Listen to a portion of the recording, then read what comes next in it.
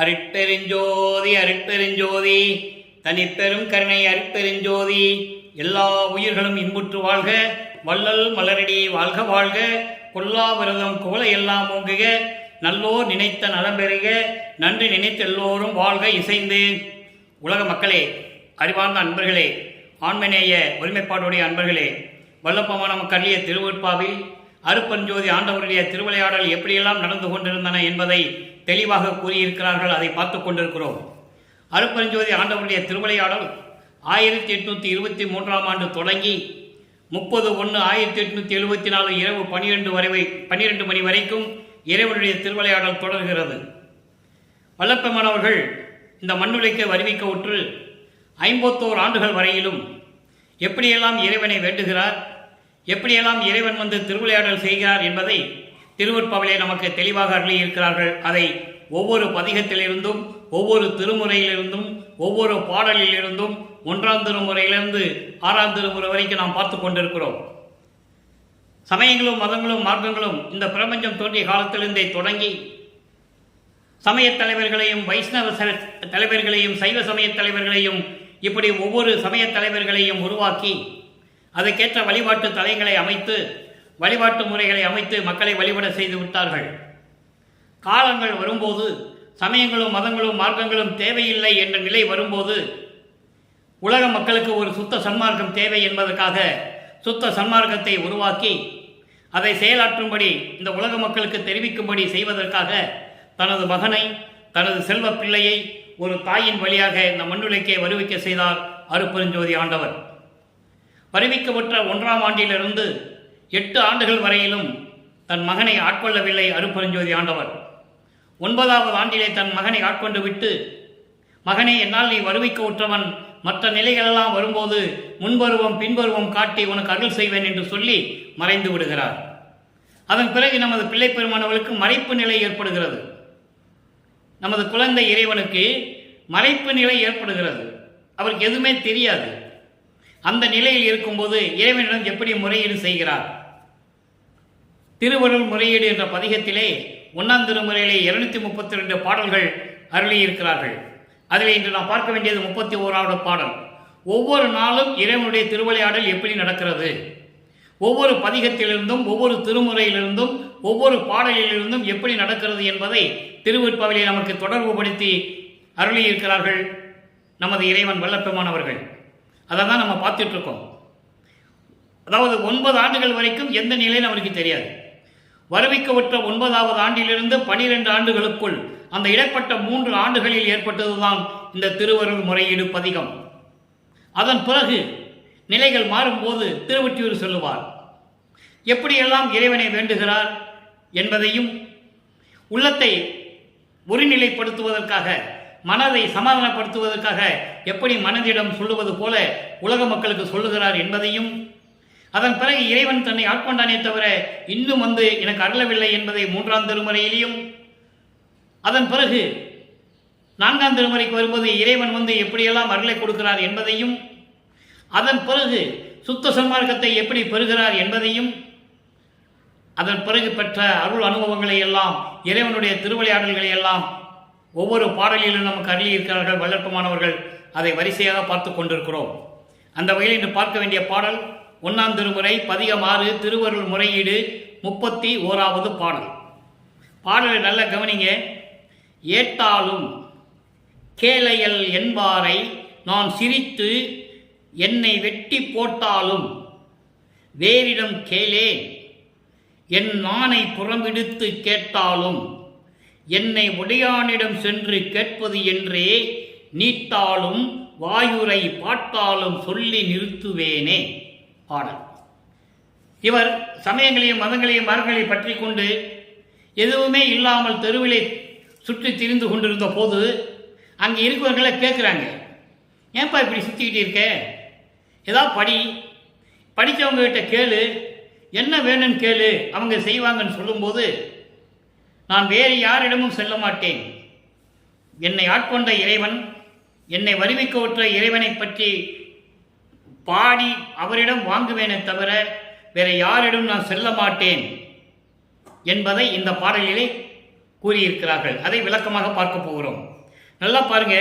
ஏட்டாலும் கேளையல் என்பரை, அதாவது ஏடுகளில் இருப்பதை படித்தும், ஏடுகளில் இருப்பதை படித்தும் என்பது வேதங்கள், ஆகமங்கள், மற்ற புராணங்கள், நூல்கள் இவற்றையெல்லாம் படித்து, வேதங்கள் என்பது 4: ரிக்வேதம், யசுர்வேதம், சாமவேதம், அதர்வண வேதம்.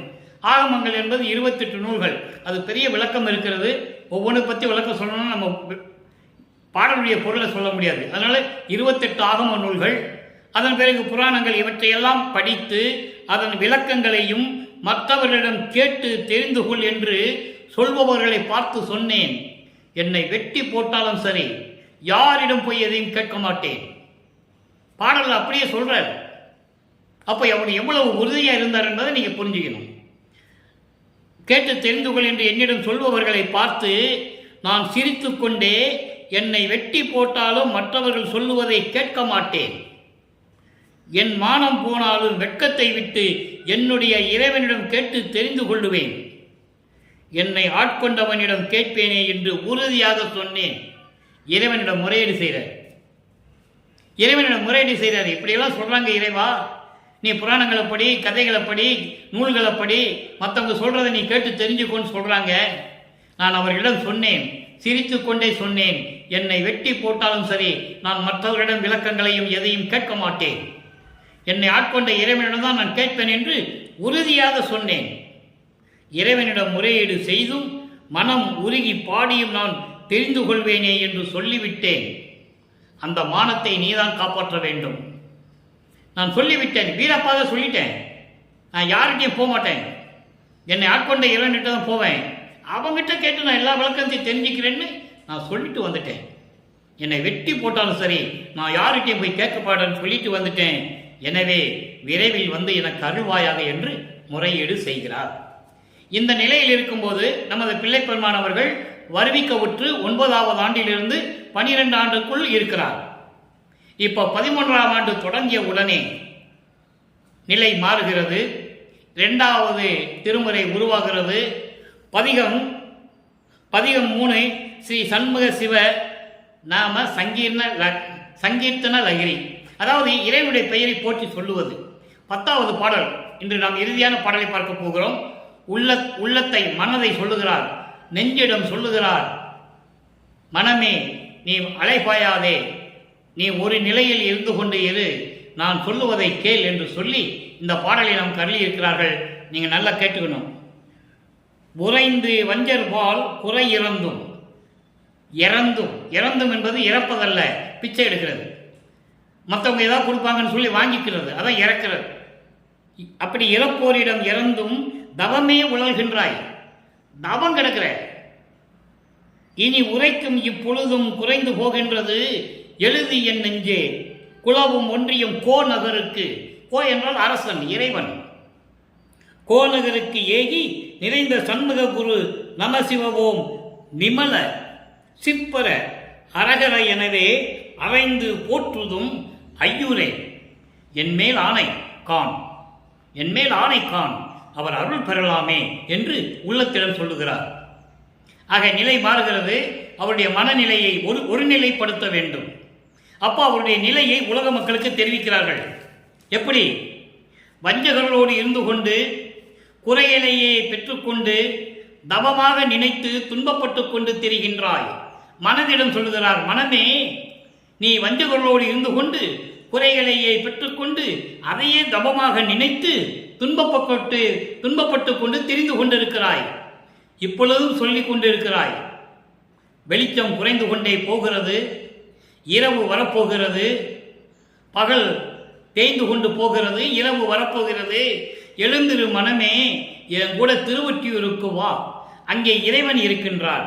திருவொற்றியூருக்கே சென்று அவரிடம் போய் பரிபூரண மனதுடன் சண்முக குரு நம சிவவோம் மலங்கள் நீங்கிய இறைவனே, அதான் நிமலா என்று சொல்கிறார். நிமலன் என்பது மலங்கள் நீங்கியவன். ஆணவம், கண்மம், மாயை, மாமாயை, துரோதை, இந்த 5 மலங்கள் நீங்கிய இறைவன், மெஞ்ஞானம் கொண்ட இறைவன். அவரை அரகர என்று சொல்லி இறைவனை போற்றுவோம்.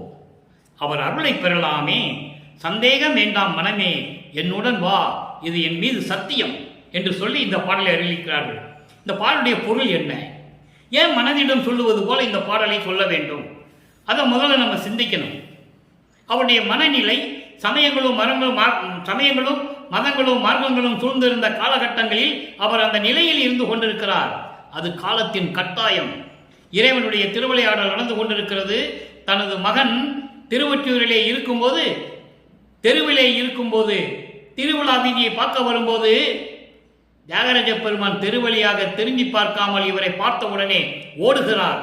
அடுத்த பதியத்தில் நம்ம அதை பார்க்க போறோம். அற்புதமா இருக்கும். அப்போ இறைவனுடைய திருவிளையாடல் நடக்குது. ஏன் ஓடுறேன்னு கேட்கிறாரு. நீ பெரிய எழுத்து பிள்ளை, உன் சமாச்சாரம் நமக்கு வேண்டாம்னு சொல்லி அவர் ஓடுறாரு தியாகராஜ பெருமான். பாடல்ல இருக்கு, யாரும் மறுக்க முடியாது. திருவருட்பாவை அத்தனையும் உண்டு. அப்போ இறைவனுடைய திருவிளையாடல் நடந்துகிட்டு இருக்கு. இவர் மனநிலையை ஒருநிலைப்படுத்துவதற்காக அங்கே உந்தப்படுகிறார். அருப்பெருஞ்சோதி ஆண்டவரால் உந்தப்படுகிறார், தள்ளுகிறார். நீ போன்னு மனதை சொல்லி தள்ளி கொண்டிருக்கிறார். இது அவருக்கு தெரியாது. அப்போ அவருக்கு சுத்த சன்மார்க்கம் தெரியாது, அருப்பெருஞ்சோதி சொல்லவும் தெரியாது. நல்லா கவனிச்சுக்கணும் நீங்க. அப்போ சமயங்களிலும் மதங்களிலும் மார்க்கங்களில் இருக்கும்போது எப்படி சிவபெருமானை சொன்னார்களோ அதே பேர்ல இவன் சொல்லிட்டு இருக்காரு. தியாகராஜ பெருமான் சொல்லுவாரு, நடராஜன் சொல்லுவாரு, சொக்கநாதன் சொல்லுவாரு, பிச்சாண்டின்னு சொல்லுவாரு, மாசிலாமணின்னு சொல்லுவாரு. எல்லாம் நம்ம பார்க்க போறோம். பாடல்ல இருக்கு, ஒவ்வொரு பாடல்ல இருக்கு. நிலைகள் மாறும்போது அந்த பதியம் வரும். இப்போ 2ஆம் பதியம் தான் நம்ம பார்த்துட்டு இருக்கோம். இப்போ பாருங்க, அப்போ 2ஆம் திருமுறையில இப்படி சொல்றாரு, இப்படி நம்ம இறைவனை வணங்குவோம், வா மனமே என்னோடு திருவொற்றியூருக்கு வான்னு சொல்லி கூப்பிடுறாரு. இந்த நிலை தொடர்கிறது. இப்போ 3ஆம் திருமுறை நிலைகள் மாறுகிறது. அடுத்த கட்டத்துக்கு போறாரு. 3ஆம் திருமுறை இரங்கல் மாலை. இது மட்டும் ஒரு விளக்கம் தர காத்திருக்கிறேன். சின்ன விளக்கம், ஆனால் உறுதியான விளக்கம். நீங்க புரிஞ்சுக்கணும். வல்லப்பமானவர்கள் இந்த மண்ணுரைக்க வருவிக்க விட்டு 201 ஆண்டுகள் முடிந்து 202வது ஆண்டு தொடங்கிவிட்டது. இதுவரையிலும் வல்லப்பமனை பற்றி பேசிக் கொண்டிருப்பவர்கள், பேசியவர்கள் என்ன சொல்றாங்கன்னா, அவர் சமயங்களிலிருந்து மதங்களிலிருந்து போனாரு, நம்மளும் அப்படிதான் போகணும், நீங்களும் அப்படி வாங்கன்னு சொல்லி மக்கள்கிட்ட சொல்லிட்டு இருக்காங்க. தவறான கருத்துக்களை சொல்லிக் கொண்டிருக்கிறார்கள் என்பதை இங்கே நான் பதிவு செய்ய கடமைப்பட்டிருக்கிறேன். அவர் எந்த காலத்திலையும் மதங்களிலும் சமய மார்க்கங்களிலும் நான் விரும்பி இருந்ததில்லை அப்படின்னு சொல்லுவார். இறைவனால் இருக்க சொன்னார், இறைவன் இருந்தேன். அப்புறம் வேண்டாம் சொன்னார், நான் வந்துட்டேன். அதனாலதான் இந்த தயவும் கருணையும் எனக்கு கிடைத்தது, இந்த மேல்நிலை எனக்கு கிடைத்தது என்பதை பேருபதேசத்திலே வல்லப்பமானவர்கள் தெளிவாக கூறியிருப்பார்கள். அப்ப எனக்கு அற்ப அறிவாக இருந்தது என்று சொல்லுவார்கள். அப்ப எனக்கு தெரியாது, அதை நீங்க புரிஞ்சுக்கணும் சொன்னதை. அதனால நீங்க எல்லா உருவாடு பண்ணிட்டு சமயங்கள் இருக்க சங்கல்ப விருப்பங்களை எடுத்துக்கிட்டு அங்க இருந்துட்டு தான் சுத்த சன்மார்க்கத்துக்கு வரணும் அவசியமே இல்லை. 100% அவசியம் இல்லை, இருக்கணும்னு அவசியமே இல்லை. வல்லப்பமன் தெளிவாக பாடலில் சொல்கிறார். அந்த பாடலை நம்ம பார்க்க போறோம். அது வேற மார்க்கங்கள். இது சுத்த சன்மார்க்கம் என்பது இறைவனை நேரடியாக அடையக்கூடிய மார்க்கம், இறைவனுடைய அருளை நேரடியாக பெறக்கூடிய மார்க்கம். இங்க புரோக்கர் எல்லாம் கிடையாது, இடையில புரோக்கர் கிடையாது, அர்ச்சனை கிடையாது, அபிஷேகம் கிடையாது, காசு கிடையாது, துட்டு கொடுக்க வேண்டியதில்லை. இறைவனை பார்க்கறதுக்கு எந்த விதமான செலவு கிடையாது. நீங்க வந்து பாருங்க, வடலூர்ல சத்தியஞான சபை சித்தி வளாகம் இங்கே இறைவனுடைய இருக்கிறது வந்து பாருங்க, அற்புதமா இருக்கும். மொட்டை போடுறது, காது குத்துறது, திங்குன்னு ஆடுறது, மேளம் கூட்டுறது, இந்த அலப்பறையெல்லாம் அங்கே இருக்காது. அதனால இது தனி மார்க்கம் என்பதை நீங்கள் புரிந்து கொள்ள வேண்டும். இப்போ 3ஆம் திருமுறைக்கு வர 3ஆம் திருமுறையில் என்ன சொல்லுவாரு? இங்கே சிவசண்முக, நமச்சிவாய, ஓம் சிவான மாதிரிலாம் சொல்ல மாட்டார். இறைவனை கணவன் என்றும் தன்னை மனைவி என்றும் காதலன் என்றும் காதலன் என்றும் கூறுவார். காரணம், தன்னை ஒரு பெண்ணாக உருவப்படுத்தியதனால் இரங்கல் மாலையிலே 31 பாடல்களை அருளி இருக்கிறார்கள். இன்றைக்கு 21வது பாடலை பார்க்க போறோம். ஏற்கனவே 20 பாடலை பார்த்துட்டோம். இந்த பாடல்ல என்ன சொல்ற? இறைவனை எப்படி உருவப்படுத்துகிறார்? இந்த பிரபஞ்சம் தோன்றிய காலத்திலிருந்தே வேதங்களும் ஆகமங்களும் மற்ற நூல்களும் சைவ சமயத்தை சேர்ந்த தலைவர்களை, அதாவது சிவபெருமானை எப்படி உருவப்படுத்தினார்கள், வைஷ்ணவ சமயத்தை சேர்ந்த தலைவன் திருமாலை எப்படி உருவகப்படுத்தினார்கள், கௌபார சமயத்தை சேர்ந்த தலைவன் முருகனை எப்படி உருவப்படுத்தினார்கள், காணாபத்திய சமயத்தை சேர்ந்த பிள்ளையாரை எப்படி உருவப்படுத்தினார்கள், சௌபாரம் சமயத்தை சேர்ந்த சூரியனை எப்படி உருவப்படுத்தினார்கள். ஏன் சௌபாரம் உருவாகியது? வேதங்கள் எல்லாம் சூரியனை வணங்கி கொண்டிருந்தன. நல்லா நீங்க புரிஞ்சுக்கணும். வேதங்கள் எல்லாம் சௌபார அந்த சமயத்தை சேர்ந்த சூரியனை வணங்கி கொண்டிருந்தன. அவங்க திருமாலை ஒன்றும் வணங்கல, திருமாலையோ பிரம்மனையோ யாரையும் வணங்கல, அவங்க சூரியனை வழிபட்டு கொண்டிருந்தார்கள். அப்போ அவனால சௌபாரம் என்ற ஒரு சமயம் உருவாகிட்டு, அதுக்கப்புறம் அம்மன் சாகரம் சமயத்தை சேர்ந்தவள், இப்படியெல்லாம் உருவாக்கி வழிபட்டுக் கொண்டிருந்தார்கள். அதைதான் வல்லப்பெருமான் தெளிவாக கூறுகிறார். நான் காலகட்டத்தில் இந்த காலகட்டங்களில் நான் இப்படி இருந்தேன், சுத்த சன்மார்க்கத்தை பெற்ற பிறகு எல்லா விளக்கமும் எனக்கு தெரிந்து விட்டது, என் தந்தை எனக்கு கொடுத்து விட்டார் என்று சொல்லுகிறார். அந்த பாடலை பின்னால் பார்க்க போறோம். இப்போ இந்த பாடல் என்ன சொல்றாரு பாருங்க. மா வென்று உரித்தார். மான்னா யானை. யானையை கொண்டு தோலை உரிச்சு ஆடையா உரிச்சுக்கிட்டவன். இது சமயத்திலையும் மதங்களையும் மார்க்கங்களையும் சார்ந்திருந்த போது வல்லற்பெருமான் கூறியது. சுத்த சன்மார்க்கத்தை பெற்ற பிறகு அருப்பஞ்சோதி ஆண்டவர். சுத்த சன்மார்க்கம், சுத்த சிவநிலை. உயிர்களை கொள்றதெல்லாம் இங்கே வேலையே கிடையாது. இங்கே சிவபெருமான் யானையை கொண்டு தோலை உரிச்சு உடைய போட்டுக்கன்னு சொல்லுவாங்க. கேட்டால் அதுக்கு ஒரு கதை சொல்லுவாங்க, அது வேற விஷயம். அந்த விளக்கத்துக்குள்ள நம்ம போக வேண்டாம்.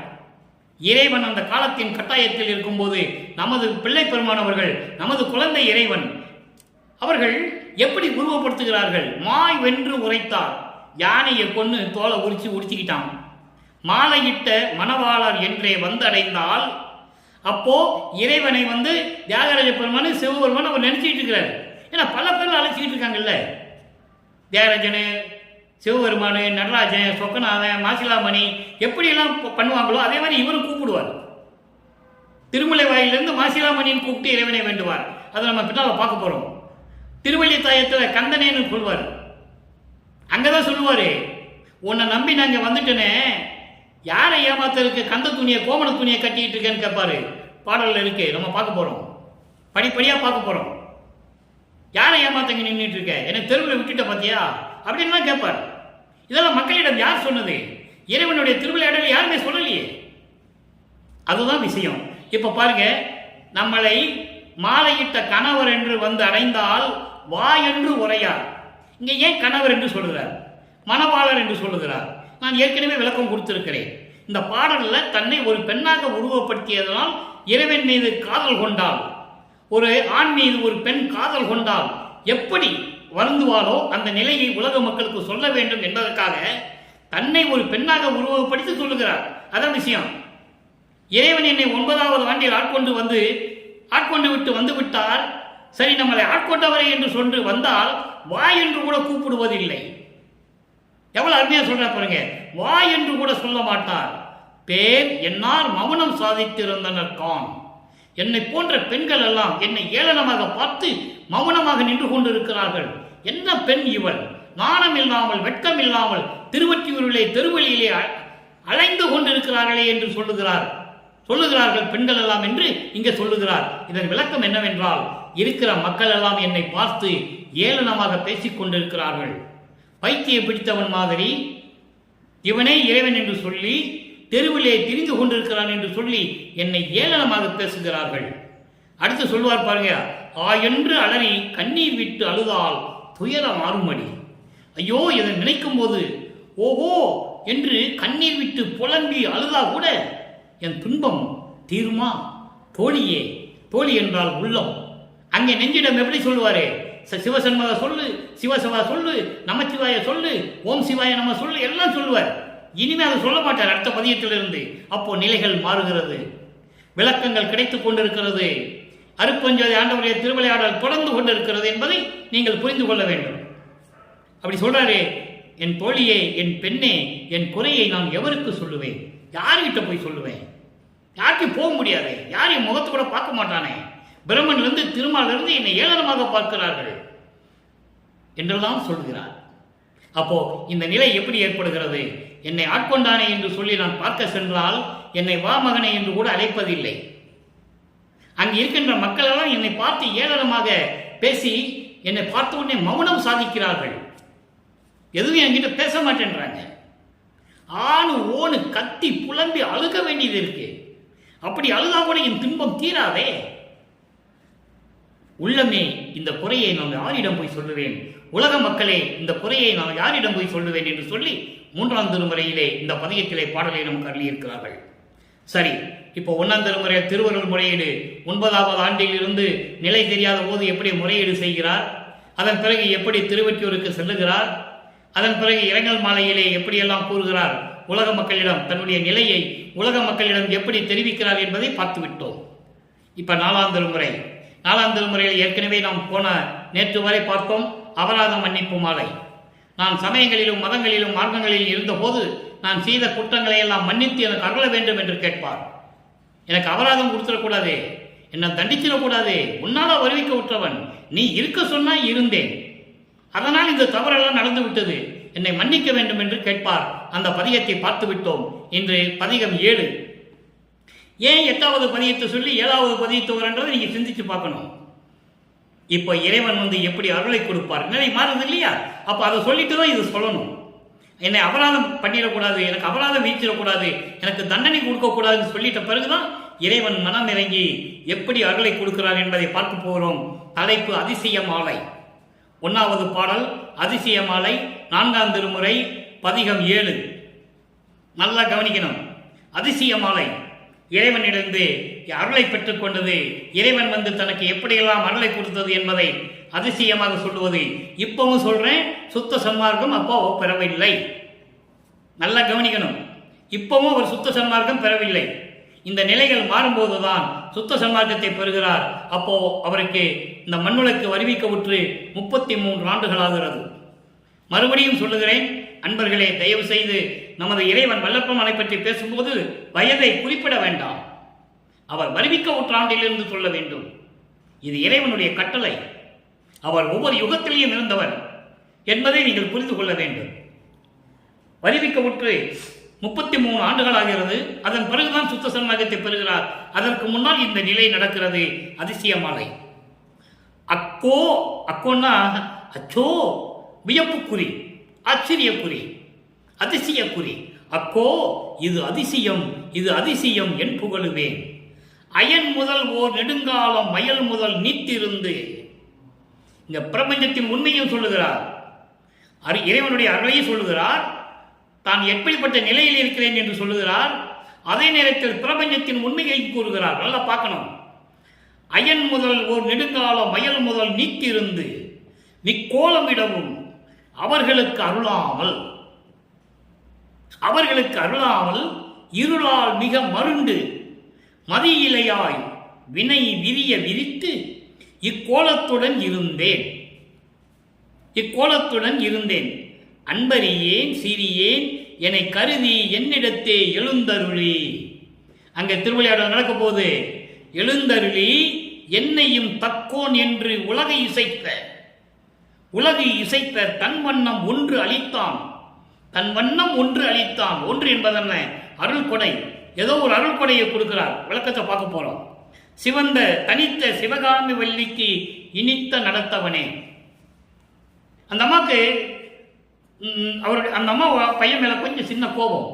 எப்ப பார்த்தாலும் அப்பனை பத்தியே பாடிக்கிட்டு இருக்கிறானே, நம்மளை பத்தி பாடுறதே இல்லைன்ற ஒரு நிலை வரும்போது இந்த அதிசய மாலையிலே அவங்க அம்மாவை பற்றி சொல்லுவார், சிவகாமி வள்ளியை பற்றி சொல்லுவார்.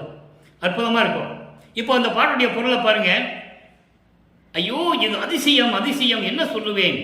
அயன் முதல் ஓர் நெடுங்காலம் மயல் முதல் நீத்து. அதாவது அயன் என்ன?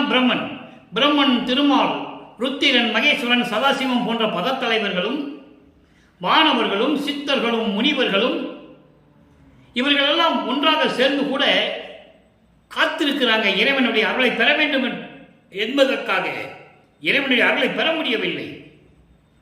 அலைவாரிதியில் அயனும் மாலும் அலைகடல்ல துரும்பு போட்டா எப்படி கடல்ல அலையும் அலைஞ்சு போகும், திரியும், அது போல அலைஞ்சிட்டு இருக்காங்க பார்க்கறதுக்கு, உன்னுடைய அருளை பெறுவதற்கு. ஆனால் நீ அளிக்கின்றாய் எனக்கே மேலும் மேலும். அற்புதமா இருக்கும். அது மட்டுமா? அப்பா, அயனும் மாலும் துருவி நிற்க எனக்கே அடிமொழிகள் காட்டிவித்த அடிமை கொண்ட பதியே. நெடுமாலும் பன்றி என நெடுநாள் நேடியும் கண்டறியாத பூம்பாதங்கள். பூத்திடும் அவனும் காத்திடும் அவனும் புல்விலங்கு உருக்கோடு நேடியும் ஏத்திடும் முடியும் கூத்திடும் அடியும் இன்னும் காண்கிறர் என்று சொல்லுவார். அப்படிப்பட்ட நிலையில் இருக்கின்றவன் இறைவன் என்று 6ஆம் திருமுறையிலே சொல்லுவார். அருட்பெருஞ்சோதி என்று சொல்லுவார். அதே போன்று சமயங்களிலும் மதங்களிலும் மார்க்கங்களில் இருக்கும்போது சிவபெருமானை சொல்லிக் கொண்டிருக்கிறார் என்பதை நீங்கள் புரிந்து கொள்ள வேண்டும். அதன் பிறகு இது தேவையில்லைன்னு சொல்லுவார். அவன் ஒரு சமய தலைவன் சொல்லிடுவார். நடராஜன் எல்லாம் தெளிவாக சொல்லுவார். அதில் நம்ம பார்க்க போறோம். எதுவுமே கற்பனையோ பொய்யோ அல்ல. திருவுட்பாவில் இருக்கின்ற உண்மைகள், பாடல்களில் இருக்கின்ற உண்மைகளை தான் இப்போ நம்ம விளக்கமாக பார்த்துக்கிட்டு இருக்கோம். அப்படி அவங்க மாயைகளையும் மயக்கங்களையும் விட்டு விட்டு புலம்புறாங்க. மிக்கோலம்னா கூவுறன்னா புலம்பி கதறி அழுது மகாஜபமலையிலே சொல்லுவார். கண்ணீர் விட்டு கலங்குவாங்க. ருத்திரர், நாரணர், பிரம்மர், விண்ணோர், வேந்தர், உருகரடர், காந்தரவர், இயக்கர், பூதர், மருத்துவர், யோகியர், சித்தர், முனிவர், மற்ற வானவர்கள் முதலாம் மனத்தில் தேடி கருத்தழிந்து தனித்தனியே சென்று வேதங்களை வினவ மற்றவையும் காணோம் என்று வருத்தமுற்று அங்கவரோட புலம்பி நின்ற வஞ்சவெளியே இன்பமயமாம் தேவே. மகாதேவ மலையிலே உண்டு. மகாதேவ மலையிலே 9வது பாடல் அற்புதமா இருக்கு. 9வது பாடல அளவு கலந்த இடங்காலம் அதெல்லாம் நிறைய இருக்கு. அதெல்லாம் விளக்க சொன்னா நமக்கு நேரம் பத்தாது. இப்படி ஒரு நிலை இருந்து கொண்டிருக்கிறது. யாருமே இறைவனை பார்க்கல, இறைவனை தேடுறாங்க. அவருக்கு கூட அருளாமல் இருளால் மிக மிரண்டு அறியாமையில் இந்த சமயங்களிலும் மதங்களிலும் மார்க்கங்களில் ஈடுபட்டு பயந்து நடுங்கி அறிவில்லாதவனாக தெரிந்து கொண்டு எல்லா வினைகளையும் சுமந்து கொண்டு இந்த கோலத்தோடு நான் இருந்தேன். நல்லா கவனிக்கணும். இருந்தேன், இருக்கிறேன்னு சொல்லல, இருப்பேன்னு சொல்லல, இருந்தேன். சமயங்களிலும் மதங்களிலும் மார்க்கங்களிலும் இப்படியெல்லாம் இருந்து கொண்டு இருந்தேன். இப்படியெல்லாம் இருக்கும்போது என்னையும் மகனாக நினைத்து ஐயோ நமது மகன் துன்பப்படுகிறானே என்று என்னை கருதி என்னிடத்தே எழுந்தருளி, என் முன்னால எழுந்தருளி என்னையும் தக்கோன் என்று. தக்கோன் என்ன அர்த்தம்னா இவன் தகுதி உள்ளவன், இவன் அருளை பெறக்கூடிய தகுதி உள்ளவன், இந்த பிரபஞ்சத்தை இயக்கக்கூடிய தகுதி உள்ளவன் என்று உலகம் அறிய சொல்லி, எல்லா உலகங்களும் அறியும்படி சொல்லி என்னிடம் அருளை ஒன்றை கொடுத்தாய், அருள் கொடையை கொடுத்தாய் என்று சொல்லுவார். என்ன அருள் கொடை என்பது 6ஆம் திருமுறையில் நம்ம பார்க்க போறோம். ஒவ்வொரு பாடலிலும் ஒன்று கொடுத்தேன்னு சொல்லுவார். என்ன கொடுத்தேன்னு இங்க சொல்ல மாட்டாரு, என்ன வாங்கினேன்னு சொல்ல மாட்டாரு. இறைவன் அருள் கொடை கொடுத்தான் சொல்லுவார். ஆனா சுத்த சன்மார்க்கத்தை பெற்ற பிறகுதான் அது என்ன அருட்கொடை அப்படிங்கிறது அங்க சொல்லுவார். அப்ப நம்ம பார்க்க போறோம். நல்லா கவனிச்சீங்கன்னா ஒரு அருள் கொடையை ஒன்று கொடுக்குறார். அவர் முன்னால் எழுந்தருளி காட்சி கொடுக்கிறார். அப்ப நிலைகள் மாறுது. அருட்பெருஞ்சோதியுடைய திருவிளையாடல் தொடர்கிறது. எப்படி? வேற ரூபத்தில் தொடர்கிறது. ஏன்னா சமயங்களிலும் மதங்களிலும் இருக்கும்போது இறைவனை எப்படி சொன்னாங்க? சிவபெருமான் சொன்னாங்க. சுத்த சன்மார்க்கம் வரும்போது அவன் இறைவன் இல்லை என்ற நிலைக்கு வந்துடும். அது பாட்டில் தெளிவாக இருக்கு. அதை நீங்க புரிஞ்சுக்கணும். அதுபடி விளக்கமாக சொல்லணும்னா வருஷ கணக்கில் சொல்லலாம். கர்ம சித்திலையும் யோக சித்திலையும் சென்ற தலைவர்களை பற்றி சொல்லணும்னா வருஷ கணக்கில் சொல்லிட்டு இருக்கணும். நான் சுருக்கமாக சொல்றேன். ஏன் நடராஜனே சொல்லுவார், விஞ்ஞான கலர் மேவும் நடராஜபதியை என்று சொல்லுவார். விஞ்ஞான கலர்னா ஆணவம் கொண்டவன் என்று சொல்லுவார் நடராஜனை. யாரும் மறுக்க முடியாது, பாட்டில் இருக்கு.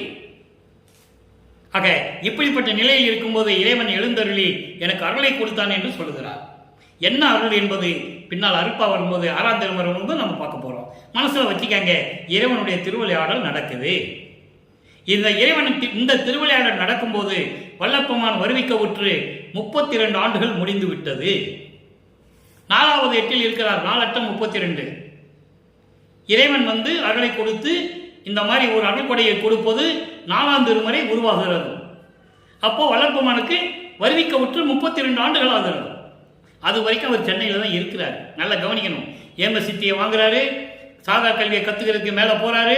சிவஞான வெளிக்கு தத்துவங்களை கடத்திட்டு போகும்போது பிரமனுடைய தத்துவம் 24 தத்துவத்தை கடக்கும்போது பிரமன் உலகத்தை கடந்து போறாரு. அதுக்கடுத்து திருமால் தத்துவம் 7 விஷ்ணு தத்துவத்தை கடக்கும்போது திருமால் உலகத்தை கடந்து வெளியே மேலே போறாரு. எல்லாம் பாட்டில் இருக்கு. இவங்க சொல்லுவாங்க, ரூமை பூட்டிட்டு எங்கேயோ போயிட்டாரு, 6 மாசம் காணாம போயிட்டாரு, தெருவில் போயிட்டாரு, யாருக்கு புலப்படலன்னு சொல்லுவாங்க. அப்படி அல்ல. ருத்திரன் தத்துவத்தை கடப்பதற்கு அவனுடைய ருத்திரனுடைய உலகத்தை கடந்து போய் கொண்டிருக்கிறார். எல்லாம் பார்க்குறாங்க, வணங்குறாங்க, பாட்டில் இருக்கு. ஆக இப்படியெல்லாம் கடந்து சென்று கொண்டிருப்பார். அதை நம்ம பின்னால் பார்க்க போறோம். இப்போ அருளை கொடுத்து விட்டார். 4ஆம் திருமுறை வரைக்கும் நம்ம பார்த்துருக்கோம். இப்போ சுத்த சன்மார்க்கத்தை பெறுகிறார். 33வது ஆண்டிலிருந்து சுத்த சன்மார்க்கத்தை பெறுகிறார். அதுக்கு முன்னால் என்ன நடந்தது? சமயங்களிலும் மதங்களிலும் மார்க்கங்களிலிருந்து கடந்து வராரு. அப்போ சுத்த சன்மார்க்கத்துக்குள்ள நுழைகிறார், என்றாகிறாரு. என்றாகும்போது என்னென்ன முறையீடு செய்கிறார். நான் இப்படியெல்லாம் இருந்தனே, அந்த குத்தத்தெல்லாம் யார் நீக்கிறது? அந்த துரிசுகளை யார் போக்குவது? அந்த வினைகளை யார் நீக்குவது என்னதான் கேட்பாரு. அதை நம்ம பார்க்க போறோம். பதிகம் 6ஆம் திருமுறை, பதிகம் 10, அடியார் பேரு. ஒவ்வொரு பதிகமா நம்ம பார்த்துட்டு இருக்கோம். ஒவ்வொரு பாடல்ல தீது நினைக்கும் பாவிகட்கும் அருள் செய்தாய், தீது நினைக்கும் பாவிக்கும் செய்தாய் என தெளிந்து வாது நினைக்கும் மனக்கடையேன் மகிழ்வுற்று இருந்தேன். எப்போ இருந்தேன்? நல்லா கவனிக்கணும் நீங்க. அப்போ சமயங்களிலும் மதங்களிலும் மார்க்கங்களிலும் இருந்து வந்துட்டு இருக்காரு உள்ள. 6ஆம் திருமுறைக்கு உள்ள வராரு. அதாவது சுத்த சன்மார்க்கத்தை வாங்குறாரு. இன்னும் விளக்கங்கள் தெரியல. சிற்றபை விளக்கம் இருக்கு. எல்லா விளக்கங்கள் வந்த பிறகு அவருக்கு தெரியும். அது ஒவ்வொரு பாடல்ல சொல்லுவார். பார்க்கிறோம். நல்லா கவனிங்க. தீது நினைக்கும் பாவிகட்கும் செய்தாய். சமயங்களிலும் மதங்களிலும் மார்க்கங்களில் இருக்கும்போது தீயவர்களையும் தீய கொலைகளையும் உயிர் கொலைகளும் செய்தவனுக்கு அருளை செய்தாய். ஆனால் என தெரிந்து, சரி நம்ம தான் சுத்த சன்மார்க்கத்துக்குள்ள வந்துட்டோம்ல, அப்போ நான் சந்தோஷமா இருந்தேன், நம்ம வினைகள்லாம் தீர்ந்துருச்சு அப்படின்னு சந்தோஷமாக இருந்தேன். வாது நினைக்கும் மனக்கடையே, விவாதம் செய்யக்கூடிய. ஏன்னா அன்பு 4ஆம் திருமுறையில இறைவனுடைய திருவருளோடு மாறுபட்ட கருத்துக்கள் எல்லாம் சொல்லுவேன்னு சொல்லுவார். அதை சொல்றாரு. இங்க சன்மார்க்கத்துக்கு வந்த பிறகு சொல்றாரு, நான் அப்படியெல்லாம் இருந்தேன். வாது செய்யும் மனக்கடையே, விவாதம் செய்யக்கூடிய, மாறுபட்ட கருத்துக்களை சொல்லக்கூடிய அப்படி மனம் கொண்டவன் நான் மகிழ்வுற்று இருந்தேன். ஏன்னா நம்ம வந்துட்டோம்ல, கடந்து வந்துட்டோம்லன்னு சொல்லி நான் அப்படியெல்லாம் இருந்தேன். அடுத்து சொல்றாரு பாருங்க, என் அளவில் சூது நினைப்பா எனில் யாருக்கு சொல்லுவேன், யாரை துணை கொள்வேன், ஏது நினைப்பேன், ஐயோ நான் பாவி உடம்பு ஏன் எடுத்தேனே, என்னை ஏன் வருவிக்க செய்தான் கேட்கிறாரு. ஏன் எடுத்தேனேன்னு சொல்றாரு. அதாவது நீ ஏன் என்னை வருவிக்க செய்தாய்? நான் அப்படி இருக்கும்போது இப்படியெல்லாம் நான் இருந்தேன், நான் இல்லைன்னு சொல்லலை. ஆனால் என்னளவில் இன்னும் நீ சூழ்ச்சி செய்து திருவிளையாடல் செய்து நீ நினைச்சேன்னா நான் யார்கிட்ட போய் சொல்லுவேன்? ஏற்கனவே எனக்கு பிரம்மாள் திருமால் இவங்களாம் என்னை கேள்வி பண்ணிட்டு இருக்கான். என் கல்யாணத்துக்கு வந்தவன் மலர்த்து விட்டு சிரிச்சிட்டு போயிட்டான். என்ன நடக்குன்னு எனக்கு தெரியல, பாட்டில் இருக்கே. அப்போ இப்படிலாம் இருக்கும்போது என்னை நீ சூது நினைச்சு இன்னும் வஞ்சக நினைச்சுக்கிட்டு நீ திருவிளையாடல் செஞ்சுக்கிட்டு எனக்கு அருளை கொடுக்கலன்னா நான் யார்கிட்ட போய் சொல்லுவேன்? ஏற்கனவே என்னை கூப்பிட்டானுங்கல்ல, எங்ககிட்ட வா அப்படின்லாம் கூப்பிட்டாங்க. நான் யார்கிட்டயும் வரமாட்டேன். என்னை ஆட்கொண்ட இறைவன்கிட்ட தான் இருப்பேன். நான் யார் சொல்லையும் கேட்க மாட்டேன். என்னை வெட்டி போட்டாலும் சரி யார்கிட்டயும் போய் விளக்கம் கேட்க மாட்டேன்லாம் சொல்வதை இப்போ நம்ம இன்னைக்கு பார்த்தோம்ல. அப்போ நான் யார்கிட்ட போவேன்? யாருக்கு துணை என்று போவேன்? ஐயோ நான் ஏன் இந்த பாவி உடம்பு எடுத்தேனே, ஏன் என்னை வருவிக்க செய்தான்னு கேட்கிறார். கேட்டாரா? அடுத்து பாருங்க, பதிகம் 14 சிற்றபை விளக்கம் 1வது பாடல். அங்கே திருவொற்றியூர்ல எப்படி சொன்னாரு? தியாகராஜ பெருமான் சொல்லுவாரு, காலை வாகனத்தில் வர்றேன்னு சொல்லுவாரு, யானை பொண்ணு அந்த தோலை உரிச்சு அப்படியே அதை உடம்புல உடுத்திக்கிடுவான்னு சொல்லுவாரு, எல்லாம் சொல்லுவார்ல. இங்கே இறைவனை எப்படி சொல்லுகிறார்? சுத்த சன்மார்க்கத்தை பெற்ற பிறகு அதெல்லாம் இல்லை, தேவையில்லை, எல்லாம் பொய்ன்னு சொல்லிட்டாரு. ஞான சரியில்லை. அதை நம்ம பின்னால் பார்க்க போறோம். ஒவ்வொரு பதிகமாக பார்த்துக்கிட்டு இருக்கோம். இப்போ என்ன சொல்றாரு பாருங்க, இந்த பாவி உடம்பை ஏன் எடுத்தேன், என்னை ஏன் வருவிக்க செய்தான்னு சொல்லிட்டாரு. அடுத்த பதிகத்தில் சிற்றபையின் விளக்கம் கொடுக்கிறார் பாருங்க. சோறு வேண்டினும் துயில் அணி முதலாம் சுகங்கள் வேண்டினும் சுகமல்லால் சுகமாம் வேறு வேண்டினும் நின்னை அடைந்ததன்றி. எப்படி சொல்ற பாருங்க, இறைவா என் தந்தையே அருட்பெருஞ்சோதியே, நான் சமயங்களிலும் மதங்களிலும் மார்க்கங்களில் இருந்தபோது நான் செய்த குற்றங்களை எல்லாம் மன்னித்து விட்டாய். என்னிடம் என் முன்னால் தோன்றி எனக்கு அருளினாய். நான் இல்லைன்று சொல்லவில்லை. எனக்கு உண்ண உணவு, இருக்க இடம், சோறு வேணும், இருக்கிற இடம் வேணும், துணி வேணும்னு கேட்டால் கூட நான் யார்கிட்ட போய் நிற்க மாட்டேன். இதெல்லாம் உலக மக்கள் சொல்லிக் கொண்டிருக்கிறார்கள். ஒரு மனிதனுக்கு உண்ண உணவு, இருக்க இடம், உடுக்க துணி, வாழ்வதற்கு பொருள், இதெல்லாம் வேணும்னு உலக மக்கள் மேலவர்கள் சொல்லிக் கொண்டிருக்கிறார்கள். எனக்கு அதெல்லாம் தேவையில்லை. என் இறைவனை அடைந்து நான் கேட்பேனே தவிர இந்த உலக மக்களை நான் எதையும் கேட்க மாட்டேன் என்று சொல்லுவார். நல்லா புரிஞ்சுக்கணும். இவர் சோறு சாப்பிடணும் அவசியம் இல்லை. நல்லா நீங்க கவனிக்கணும். அவர் ஏற்கனவே ஒரு தாயின் கருவறையில் இருக்கும்போது அருளமுதம் உண்டவர், மதிமண்டலத்தமுதம் வாயார உண்டவர், பதிமண்டலத்து பண்ண நிதியே நவநிதியே என்று சொல்லுவார் இறைவனை பார்த்து. அவர் உண்ண வேண்டிய அவசியம் இல்லை. ஒரு பாடலிலே சொல்லுவார், நான் அறியாத பருவத்தில், எனக்கு விவரம் தெரியாத பருவத்தில் நான் உண்ட உணவெல்லாம் பின்னால் அமுதமாயிற்று என்று சொல்லுவார். உலகிலே 1ஆம் ஆண்டிலிருந்து 8 ஆண்டுகளுக்குள் அவர் உண்ட உணவு, அப்ப அவருக்கு தெரியாது. இவருக்கு தெரியாமையே அது அமுதமாயிற்று என்று சொல்லுவார். இதெல்லாம் மக்கள்கிட்ட யார் சொன்னது? ஒரு ஆள் கூட சொல்லல. அப்படி யாராவது சொல்லி இருந்தால் சொல்லுங்க, நான் அவர் காலில் விழுந்து வணங்க தயாராக இருக்கிறேன், ஏற்றுக்கொள்கிறேன். அப்படி சொல்றாரு. உலக மேலவர்கள் பின்னால் சொல்றாரு பாருங்க, மேவாது ஒன்னாது என்னும் மேலவர் உரைக்கே. உலகில் பெரியவங்க எல்லாம் சொல்லுவாங்க, மனிதனுக்கு பிறந்த ஒரு மனிதனுக்கு உண்ண உணவு, உடுக்க உடை, இருக்க இடம், வாழ்வதற்கு செல்வம் வேண்டும் என்று சொல்லுவார்கள். எனக்கு அது தேவையில்லை என்ற மேலவர் உரைக்கு இப்படியெல்லாம் மேலவர்கள் பெரியவர்கள் சொல்லுவார்கள். அதையெல்லாம் நான் பொருட்படுத்தவில்லை. அது தேவையில்லை. எனக்கு எது தேவை இருந்தாலும் என் இறைவனை, என் தந்தையை கற்றுக்கொள்கிறேன் என்று சொல்லிவிட்டேன். மாறு வேண்டிலேன், வந்து நிற்கின்றேன். உன் முன்னால வந்து நிற்கிறேன். வள்ளலே உங்கள் மனக்குறிப்பு அறியேன். உன் மனசுல என்ன என்னை பத்தி நினைச்சிருக்குன்னு இன்னும் எனக்கு தெரியல. ஏன்னா அப்பதான் வர்றாரு சுத்த சன்மார்க்கத்துக்குள்ள. அப்பவும் இவர் திருவிளையாடல் செஞ்சுக்கிட்டு இருக்காரு மகன்கிட்ட. எதுவுமே விளக்கம் சொல்லல. அப்புறம் சாறு வேண்டிய பொழில் வடலரசே, சத்திய சபை தனி பெரும்பதியே, விழாக்கோலம் பூண்டு கொண்டிருக்கின்ற, வடலூரிலே அழகாக விளங்கிக் கொண்டிருக்கின்ற, அருளோடு விளங்கிக் கொண்டிருக்கின்ற, சத்திய ஞான சபையிலே அருள் நடனம் செய்து கொண்டு இந்த பிரபஞ்சத்தை காத்துக் கொண்டிருக்கின்ற இறைவனே, என் தந்தையே, அருட்பெருஞ்சோதியே, எனக்கு விளக்கம் சொல்லுன்னு சொல்ற. இதான் சிற்சபையின் விளக்கம். அப்போ அடுத்து பாருங்க, எல்லாம் விளக்கம் பண்ணியாச்சு. பிள்ளை பெருவிண்ணப்பம்னு சொல்றாரு. ஏன்னா இவனை நம்ப முடியாது. உலகில் இந்த பிரபஞ்சம் தோண்டி காலத்துல பல திருவிளையாடல் செய்தவாள் அருட்பெருஞ்சோதி. கடைசியில் நம்மளை வச்சு திருவிளையாடல் பண்ணிட்டு இருக்காங்க அவருக்கு தெரியும். ஏன்னா இது அருட்பெருஞ்சோதியுடைய கடைசி திருவிளையாடல். இனிமேல் திருவிளையாடலே கிடையாது. ஒன் மேன் ஷோ ஆர்மி யாரு? வல்லற்பமான். ஒரே ஆள் தான் பிரபஞ்சத்தை இயக்கிட்டு இருக்காரு. இதுக்கு முன்னால் 5 பேர் செஞ்சுக்கிட்டு இருந்தான். பிரம்மன், திருமால், ருத்திரன், மகேஸ்வரன், சதாசிவம். இப்போ அவர்லாம் கிடையாது. வள்ளலார் தான், நமது இறைவன் தான். இப்போ அதை சொல்றாரு பாருங்க, சிறந்த தத்துவங்கள் அனைத்துமாய். பிள்ளை பெருவிண்ணப்பத்தில் சொல்றாரு, சிறந்த தத்துவங்கள் அனைத்துமாய், அளவாய் திகழ் ஒளியாய், ஒளியெல்லாம் பிறங்கிய வெளியாய், வெளியெல்லாம் விளங்கும் பெருவெளியாய், அதற்கு அப்பால். அப்ப இதுக்கு அப்பால ஒரு நிலை இருக்கு. தத்துவங்களை கடக்கணும்னா அது வரைக்கும் ஒரு நிலை. அப்போ அதாவது ஆன்ம தத்துவம், பிரம்ம தத்துவத்தை கடக்கணும், அவன் உலகத்தை கடந்து போகணும். திருமால் தத்துவம், அவன் உலகத்தை கடந்து போகணும். இப்படி தத்துவங்களை அனைத்துமாய் கடந்தும் அதற்கு அப்பாலமாய் விளங்கிக் கொண்டிருக்கின்ற இறைவன், ஒளியெல்லாம் பரிபூரணமாக ஒளி வீசிக் கொண்டிருக்கின்ற இறைவன், எல்லா வெளிகளுக்கும் அதற்கு மேல் வெளியாகக்கூடிய பெருவெளியாய் இருந்து கொண்டு, அதற்கு அப்பாலும் பெருவெளி என்பது பரவெளி, பரம்பரவெளி, பராபரவெளி. இது 3 முத்தகத்தை கொண்டது. இந்த முத்தகத்தை பெற்றுவிட்டால் இந்த 3 வெளியை கடந்து போயிடலாம். அதுக்கப்புறம் போகும்போது பெருவெளி. பெருவெளிக்கு போனோடனே சிவஞான வெளிக்கு போகணும். அப்போ அந்த நிலை என்னங்கிறத நம்ம பின்னால பார்க்க போறோம்.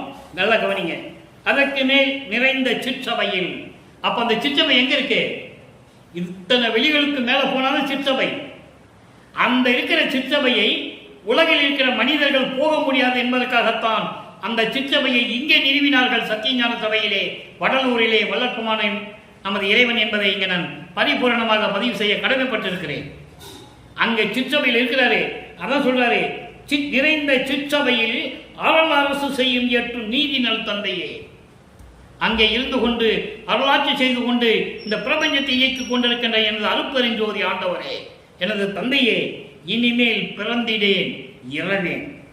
இதான் லாஸ்டா வச்சுக்கோ. இனிமே உன் திருவிளையாடலை கொண்டு போய் ஒரு தாயில கருவில வைக்கிறது, அங்க 10 மாசம் இருக்க வைக்கிறது, அதுக்கப்புறம் வெளியே கொண்டு வர்றது, இந்த நிலையில இருக்கக்கூடாது. ஏற்கனவே நான் ஊழிதோர் ஒளி உயிர்வரைத்து ஓங்கியவன். ஒவ்வொரு யுகத்திலே நான் இருந்தவன். ஊழிதோர் ஒளி உளவினும் அழியா உடம்பை அளித்தவன் நீ.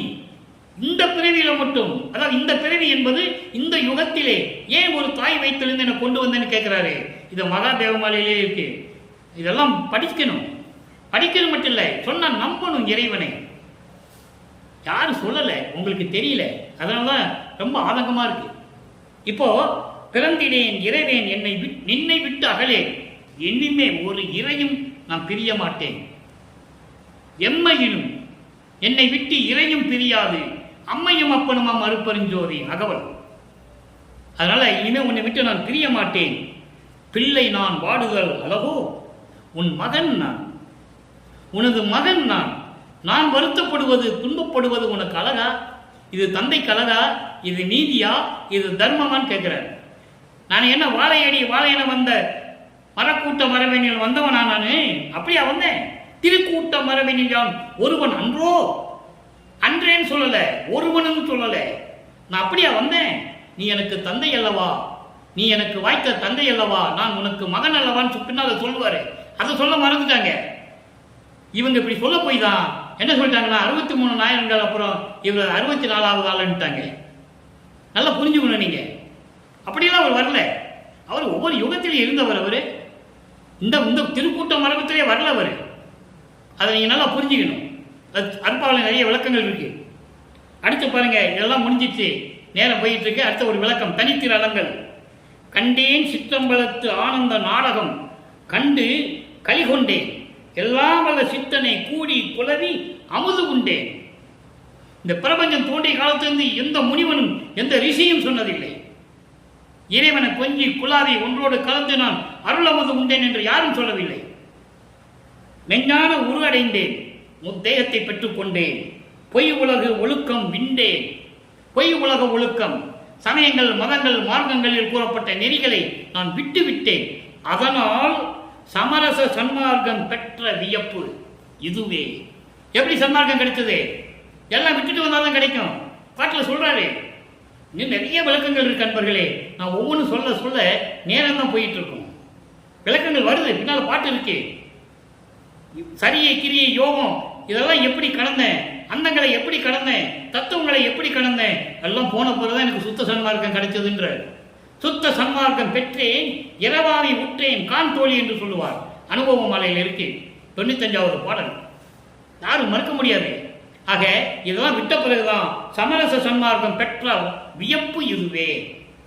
அதனாலதான் எனக்கு சுத்த சன்மார்க்கத்தை எங்க அப்பா கொடுத்தாரு, இல்லைன்னா கொடுத்துருக்க மாட்டாரு. நான் உறுதியா இருந்தேன், நான் வாங்கிட்டேன், நான் இறைவன் ஆயிட்டேன்னு சொல்லுவாரு. அடுத்த பாட்டில் 112 மெய்யருள் வியப்பு 67. கடைய நடையில் கடைய நாய்க்கும் கடையை நாயினேன். ரொம்ப இழிந்தவன் சொல்றாரு, அதான் நாயின்னு சொல்றாரு. அது வேண்டாம். ரொம்ப இழிந்த நிலையில் நான் இருந்தேன். சமயங்களிலும் மதங்களிலும் மார்க்கங்களில் இருக்கும்போது சொறி நாய்களை விட நான் கேவலமாக இருந்தேன் என்று சொல்லுகிறார். அப்போ அதன் பிறகு கருணை அமுது உண்டு. எப்படி சொல்றாரு பாருங்க, கருணை அமுது உண்டு இன்ப நாட்டுக்கு உடையனானேன். அதன் பிறகு இறைவனுடைய அருள் அமுது உண்டு, சுத்த சன்மார்க்கத்தை பெற்று நான் சுத்த சிவராஜ்யத்தின் தலைவனாகிவிட்டேன். இன்ப நாட்டுக்கு உடையவனானேன். இன்ப நாடு, நாட்டுக்கு என்பது சுத்த சிவராஜ்யம். அதுதான் 16வது நிலை, அதுதான் கடவுள் நிலை. நான் கடவுளாகிவிட்டேன், நான் சுத்த சிவராஜ்யத்திற்கு தலைவனாகிவிட்டேன் என்று சொல்லுகிறார். விடையக்காட்டில் ஓடி திரிந்த வெள்ளை நாயினேன்.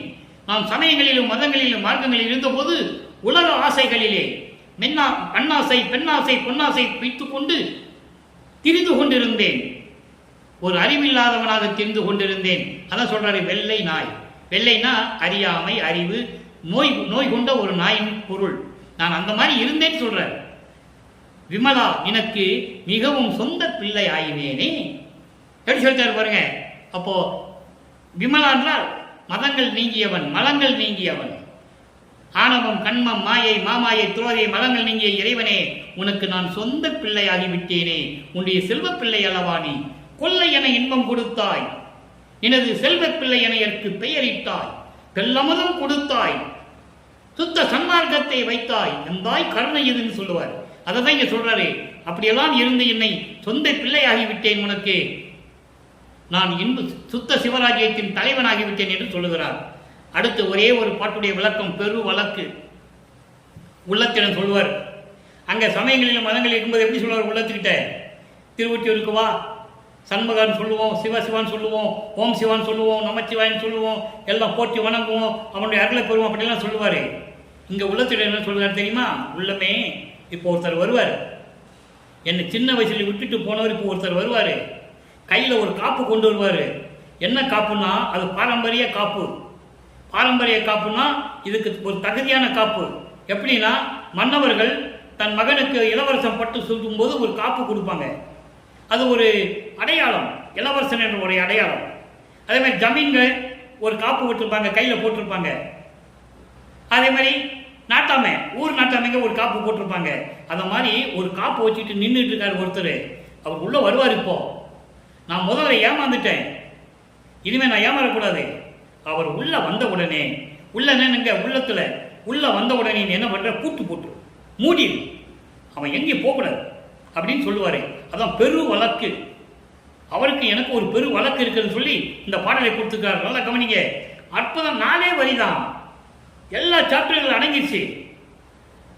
அன்று இதோ வருகிறேன் என்று போனவர் என்று ஒரு தாயின் கருவறையிலே நான் உள்ள இருக்கும்போது அருளமுதம் கொடுத்துட்டு, இருட்டா இருக்குன்னு சொல்லும்போது வெளிச்சத்தை கொடுத்துட்டு, ஐயோ உடம்பு புழுக்கமா இருக்குன்னு சொல்லும்போது தென்றல் காலை வீசிட்டு இந்த வரன்ட்டு போனவர் தான் வரல.